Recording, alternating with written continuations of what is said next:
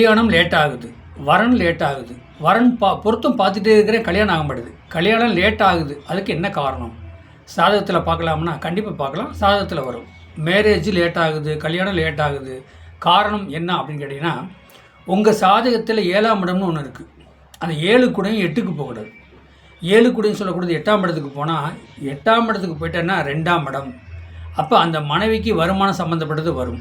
அப்போ இல்லை, அவங்களுக்குள்ள ஒரு வாக்குவாதம் பிரச்சனை வந்து பிரிவினை ஏற்படும் அப்படி சொல்கிறது. அப்போ 7 கூட 8க்கு போயிட்டால் அந்த 8 கூட திசை வருதா, 7 கூட திசை வருதா, அதை நீங்கள் மெயினாக பார்க்கணும். அப்படி பார்த்தீங்கன்னா கல்யாணம் லேட்டாக பண்ணால் தான் உங்களுக்கு ஒரே லைஃப், இல்லைன்னா தார 2. சரி, 7 கூடயும் 6க்கு போயிட்டார். 7 கூடயும் 6க்கு போயிட்டால் இப்போ ஒரு ஹஸ்பண்ட் ஒய்ஃபு வேலை பார்க்குறாங்க, ஒர்க் பண்ணுறாங்க. பார்த்தீங்கன்னா அவங்க ஒரு கம்பெனியில் ஒர்க் பண்ணுவாங்க, இவங்க ஒரு கம்பெனியில் ஒர்க் பண்ணுவாங்க. அப்போ வெவ்வேறு ஊரில் இருப்பாங்க. அப்போ 7 கூட 6க்கு போயிட்டால் பிரிஞ்சு வாழ்கிறது, பிரிஞ்சு இருக்கிறது. ஆனால் பசங்க பிள்ளைலாம் இருக்கும், அவங்க ஒரு ஊரில் படிக்க வச்சுட்டு இருப்பாங்க.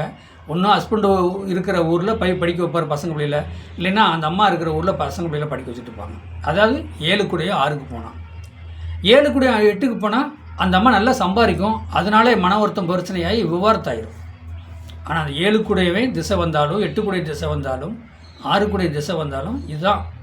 இதனால் கல்யாணத்தில் ஏகப்பட்ட பிரச்சனை, சிக்கல், கல்யாணம் லேட் ஆகும். இன்னும் காரணங்கள் நிறைய இருக்குது. கல்யாணம் லேட் ஆகுது அப்படின்னு சொன்னால், சனி மந்தகாரகன் லக்கணத்துக்கு 2ஆம் இடத்துல ஆட்சி போயிட்டுருந்தால் கல்யாணம் லேட்டாக தான் ஆகும். சனி மந்தகாரகன் 7ஆம் இடத்துல சனி இருந்தால் மானார உடம்பு பொண்ணு தான் வரும்.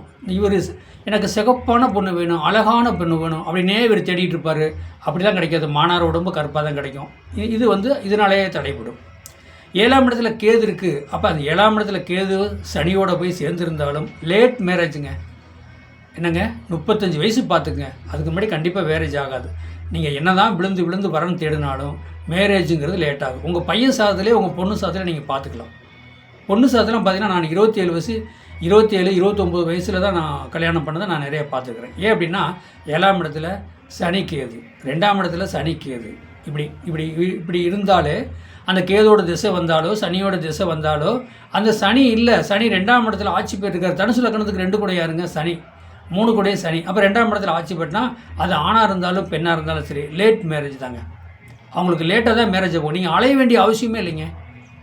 7ஆம் இடத்துல சனியோட கேது சேர்ந்தாலும், 2ஆம் இடத்துல சனியோட கேது சேர்ந்தாலும், அது 2ஆம் இடத்துல சனி ஆட்சி போயிருந்தாலும், தனுசு லக்கணத்துக்கு 2 கூட சனி, இப்படி இருந்தாலே நீங்கள் அவசரப்படக்கூடாது.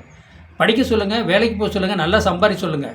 என்னங்க, அப்போ 29 வயசில் கல்யாணம் பண்ணிக்கலாம், புரிஞ்சுக்கலாம். இதை விட்டுட்டு நான் பொண்ணு தேடினீங்கன்னா அது பிரச்சனை சிக்கல தான் முடியும். சரி, அப்போ இன்னொரு பாடத்திட்டத்திலே ஒன்று இருக்குது. இல்லைங்க, அந்த பையனுக்கு 29 வயசு தான் கல்யாணம் ஆகும், இந்த பிள்ளைக்கு 27 வயசு தான் கல்யாணம் ஆகும் அப்படிங்கிற ஒரு கணக்கு சாதத்தில் இருந்தால் நீங்கள் வருஷ கணக்கில் நீங்கள் வரன் தேடிக்கிட்டே இருங்க. பொருத்தம் பாருங்கள், வரன் தேடுங்க, 2-3 கோயிலுக்கு போங்க, ஒரு பரிகாரம் செய்யுங்க. எல்லாம் பண்ணும்போது உங்கள் பாவம் கருமா தீருதா?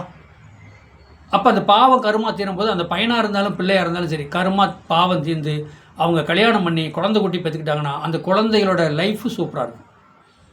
எப்படி பாருங்கள், சாஸ்திரம் என்ன சொல்லுது? நீங்கள் இவருக்கு 29 வயசில் தான் கல்யாணம் ஆகுங்கிறது நீங்கள் தெரிஞ்சுக்கிட்டு என்னங்க, 1 வருஷம் 1.5 வருஷம் 2 வருஷமாக நீங்கள் வரணும் பார்த்துட்டே இருக்கிறீங்க.